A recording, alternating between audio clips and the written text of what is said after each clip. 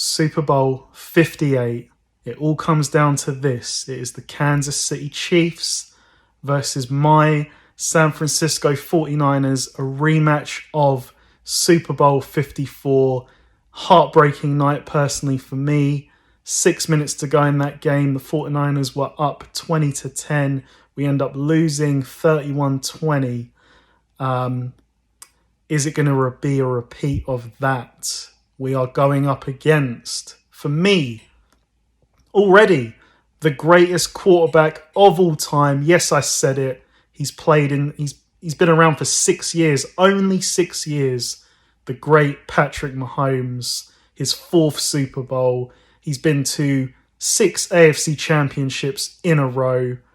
He's 3-0 against the 49ers, but 3-0 against the 49ers pre-Brock Purdy. And as good as the 49ers have been over the last 5 years, Brock Purdy, you want to call him a game manager, then go ahead. But he's taken the 49ers to another level on offense. We were not putting up 35 points almost every game with Jimmy Garoppolo. Jimmy Garoppolo, we were sort of managing him. We were babysitting the quarterback to some degree with all of the dumb interceptions that he would have. It's a very different story with Brock, I think. But this is a real test because the Chiefs, they've been here. They've done it. In Mahomes, I think he's becoming a legacy destroyer because look around. There's so many great quarterbacks, Hall of Fame, I think, quarterbacks playing right now. The likes of Josh Allen can't get over the hump with the Chiefs. It's been that way for 3 or 4 years now. They run into the Chiefs and they can't get past them. We saw in the AFC Championship, Lamar Jackson and the Ravens couldn't get to the big game because of Pat Mahomes and this Chiefs machine. And yeah, okay, but Joe Burrow had one, but it took Mahomes to have basically his only bad half of playoff football. In his 6 years, he's had one bad half. And Joe Burrow and the Bengals took full advantage of that. But what happened last year? Again, Joe Burrow is in the AFC Championship and he can't get past the Chiefs and Mahomes. And I said it a few weeks ago. We're seeing Michael Jordan of the NFL unfold before our eyes with Patrick Mahomes. What did I just say? He's a legacy destroyer, just like Jordan was. Think of all the great players that Jordan stopped from having championships. They were Hall of Famers, but they didn't win championships. Karl Malone, Patrick Ewing, Charles Barkley, Reggie Miller. This is what we're seeing with Mahomes. The 49ers 4 years ago, that was one of the great defenses we've seen in the last decade. Patrick Mahomes put 31 up on us that night. So this is going to be all-time difficult for the 49ers, I think. And I think that Chris Sims on Pro Football Talk said it best. When the 49ers are at their best, they are better than when the Chiefs are at their best. But they haven't been at their best for a long time now. And I'm talking about the first 5 weeks of the year, the infamous destruction that happened in Philadelphia. For me, that was like the performance of the year. But we've taken a step back in the playoffs. We can't stop the run. And if we just sort of look at, should we say, the keys to this game, the first one I'm going to start off with is the 49ers have to play more man coverage, because what we've seen in the first 2 playoff games against the Green Bay Packers and the Detroit Lions they sliced up the zone coverage like it was nothing, particularly the Lions in the NFC Championship. Ben Johnson had the 49ers in an absolute mess in that first half. Fred Warner was put in so many bad situations where it was, there's two receivers. You're going to have to pick your poison here. And of course, he picks, Goff goes to the other receiver. He goes the other way, Goff's going to throw it to the other receiver. He hesitates, Goff's got two wide open receivers. The 49ers were out of control on defense in that first half. So one definite key to this game is that the 49ers have to play more man coverage and just trust that the secondary can handle that. And I think that, and the linebackers, I mean, Fred Warner, you may just have to say, look, take Kelce out of the game. Moving on to my second key of the game, Travis Kelce. Allow me to reintroduce myself. My goodness me. We saw Kelce he was productive in the year, but he didn't hit the heights that we know the great Travis Kelce can hit. But boy, has he shown up in these playoff games. I mean, that was just all-time, I don't want to say all-time, but vintage Kelce in that first half against the Ravens. The catch he made on 4th and 2, that's a tone setter. If he doesn't catch that, I mean, Mahomes almost kind of high-pointed it so that it was in a range where only Kelce could catch it. But that was a difficult catch. It was a fastball, and that really set the tone for that game. Later on in that drive, Mahomes throws the most perfect, it's almost like a back shoulder, but a low back shoulder throw to Kelce for the touchdown. Another great catch. This is a dangerous weapon. The 49ers have to take Kelce away. You cannot go away from this game kicking yourself because Kelce beat you, like the Ravens let Kelce beat them in that first half. You've got to take him away. And if Marquez Valdes-Scantling or Rashee Rice or Richie James or whoever it is goes off and beats you, you hold your hands up and you say, fair enough. But you cannot let Travis Kelce go off in this game, in my opinion. I think the next key to the game is the matchup between the Kansas City Chiefs cornerbacks, or the secondary if you like, versus the 49ers wide receivers.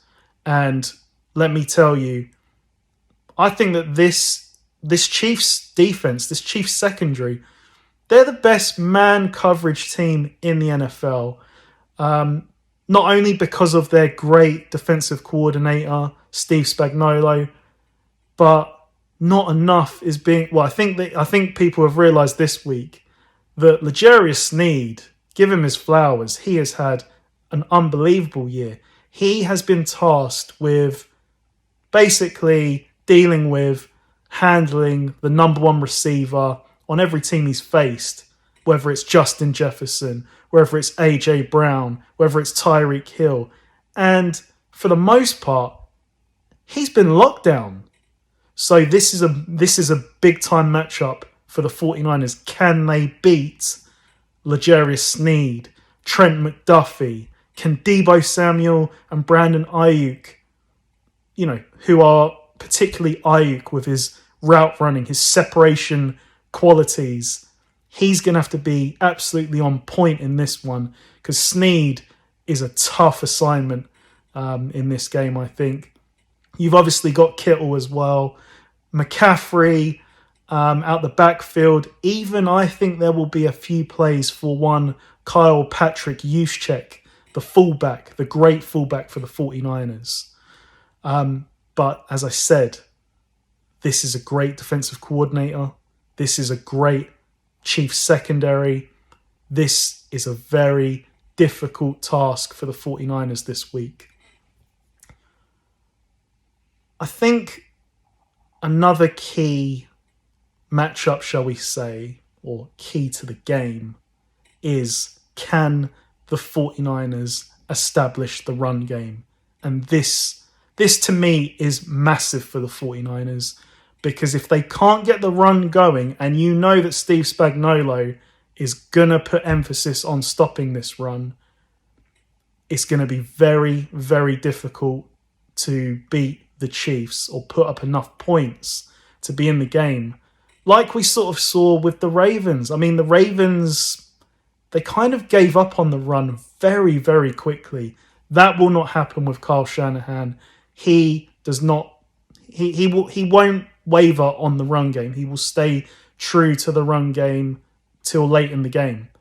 And who wouldn't with his qualities in creativity, the fact that we've got Christian McCaffrey, who's had an unbelievable year, he is an X factor, really, the key X factor for this 49ers offense. Trent Williams leading this 49ers offensive line. If they establish the run, that is the only way I see this Chiefs defense getting unbalanced. Because if you can gash them, they have to commit to it. It will hopefully open up more one-on-one matchups, but they're comfortable playing in those one-on-one matchups. But, you know, Brandon Ayuk is no scrub. Like, he is elite in his own right. So it'll be interesting to see Snead, who, phenomenal year. I just can't understand how he was not made All-Pro, even second-team All-Pro. Down to name recognition, reputations, I think. But yeah, Snead, I would imagine, will be on Ayuk. McDuffie, I think, will follow Debo more, being used more in the slot. Debo's going to move around a lot. So can the 49ers separate? That's going to be a big question. It's not always going to be like it has been earlier in the season, where we know Purdy's accurate.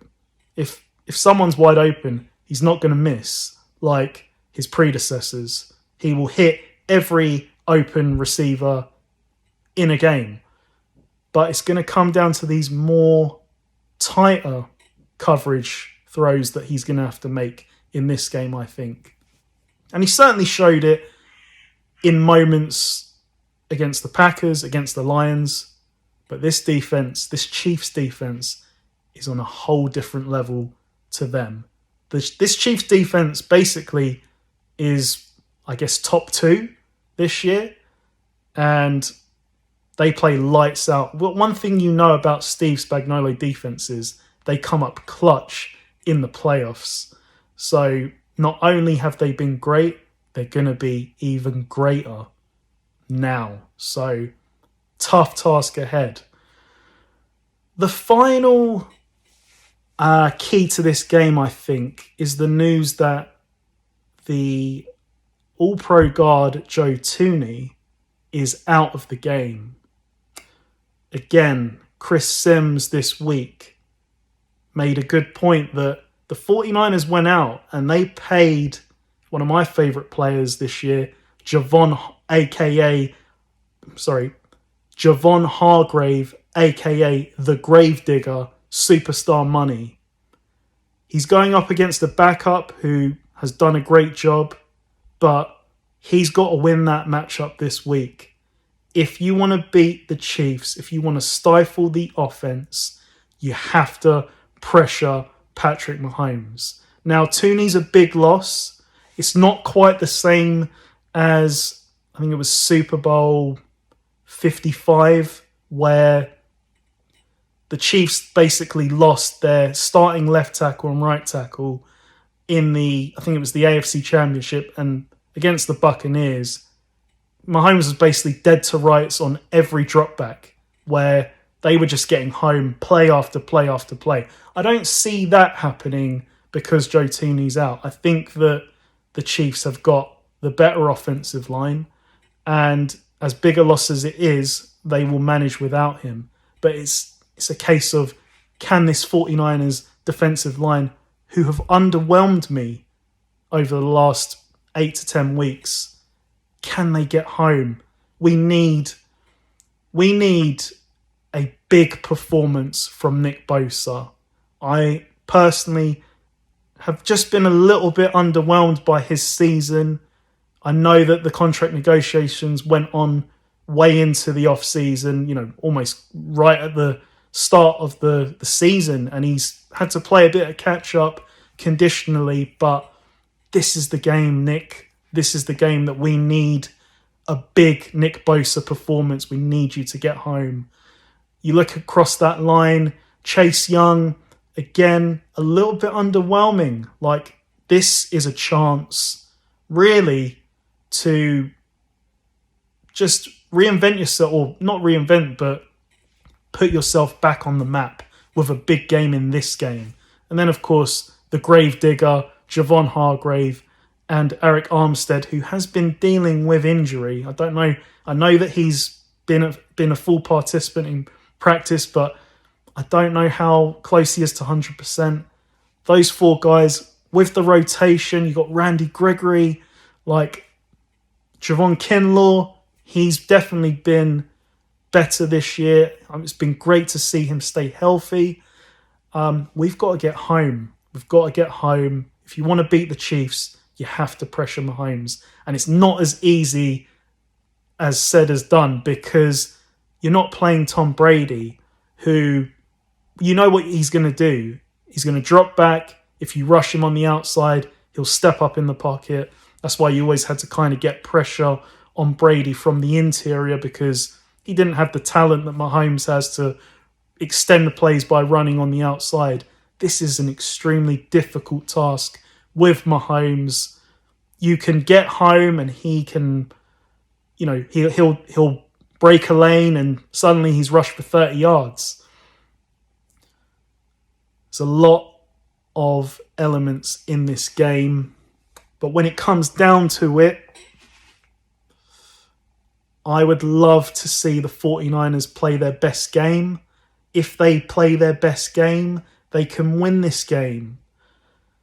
But we just haven't seen it, and I can't lie to you, I can't lie to this audience that I think the 49ers are going to win this game if I don't believe it. It's what I want, but is it what I believe? The 49ers have struggled through this playoff run not playing well. And all credit to them. That's great resilience. But they're going up against Patrick Mahomes, and it's hard enough to beat Patrick Mahomes, as we found out 4 years ago.